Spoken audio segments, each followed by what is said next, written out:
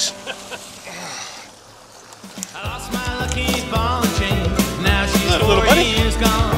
She's 5 feet tall and sick of me and all my rattling on. She threw away her baby doll. I held on to my pride, but I was young and foolish then. I feel old and foolish now. Confidentially, she never called me baby.